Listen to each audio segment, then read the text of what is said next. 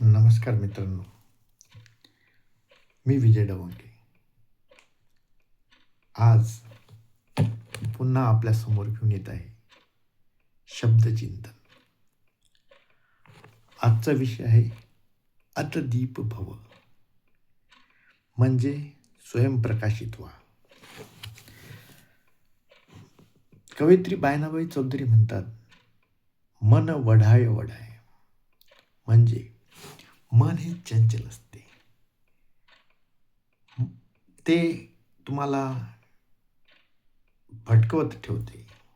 ते तुम्हाला कधी जेव्हा तुम्ही सकारात्मक विचार करता, तुम्हाला ते सकारात्मक तिकडे घेऊन जाते आणि ते मन तुम्हाला चांगल्या संगतीत घेऊन जाते.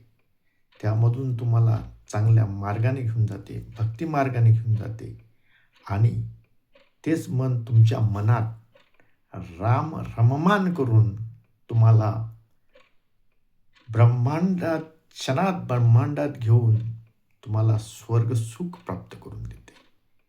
आणि जेव्हा तेच मन जेव्हा नकारात्मक दिशेने प्रवास करायला लागते, तेव्हा तुमच्या मनात नकारात्मकता भरून तुम्हाला वाईट संगतीत घेऊन जाते. तुमच्या हातून वाईट कृत्य घडवते, व्यसनाधीन बनवते आणि असं करता करता तुमच्या मनात रावणाचा अहंकार निर्माण करते आणि रावणाचा अहंकार निर्माण करून तुम्हाला पाताळात घेऊन जाते. मित्रांनो, मन हे तुम्हाला सदैव अस्थिर बनवते. म्हणून संत सज्जन सांगून गेले की मन करारे प्रसन्न सर्व सिद्धीचे साधन. तुमचं मन तुम्हाला जर प्रसन्न केलं तर तुम्हाला सिद्धी प्राप्त करून देते.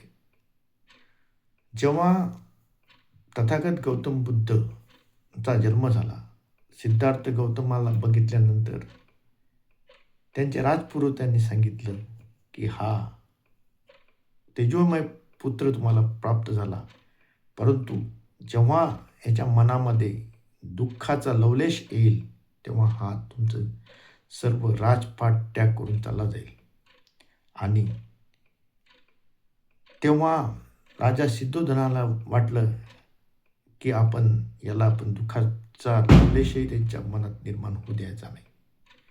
आणि त्यांनी दुःखाचं एक शहर बसवलं. त्यामध्ये यामधले दुःखी लोक होते, त्या दुःखी लोकांना त्या दुसऱ्या शहरात घेऊन गेले आणि तथागत जो सिद्धार्थ गौतम बुद्ध होता त्याच्या बाजूला सदैव सुखाचंच हे निर्माण केलं.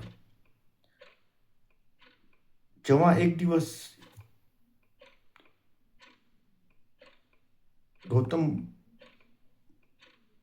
सिद्धार्थ गौतम आपल्या रथामध्ये बसलेले होते आणि तो रथाचा प्रवास चुकून त्या दुःखाच्या दुनियेत जाते आणि त्या दुःखाच्या दुनियेत गेल्यानंतर सिद्धार्थाचं मन हे विचलित होऊन जाते, भावना विभोर होऊन जाते आणि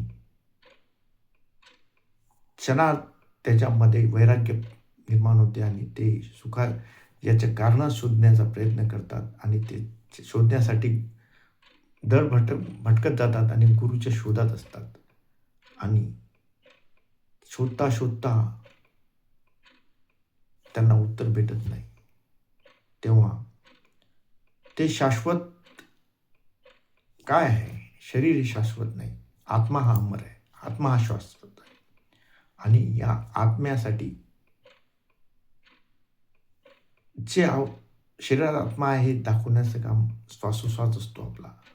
तर त्यांनी आपलं पूर्ण मन त्या श्वासोश्वासावर स्थिर केलं आणि स्थिर केल्यानंतर त्यांनी सर्व ध्यानात गेले आणि ध्यानातून त्यांनी आपला जो कॉन्शियस माइंड आहे, हा कॉन्शियस माइंड जो विचारांनी भरकटलेला होता त्याला शांत केलं.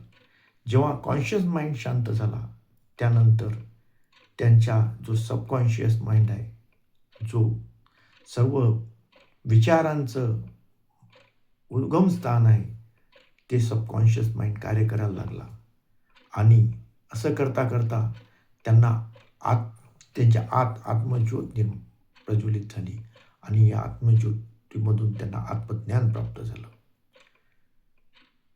आणि अशा प्रकारे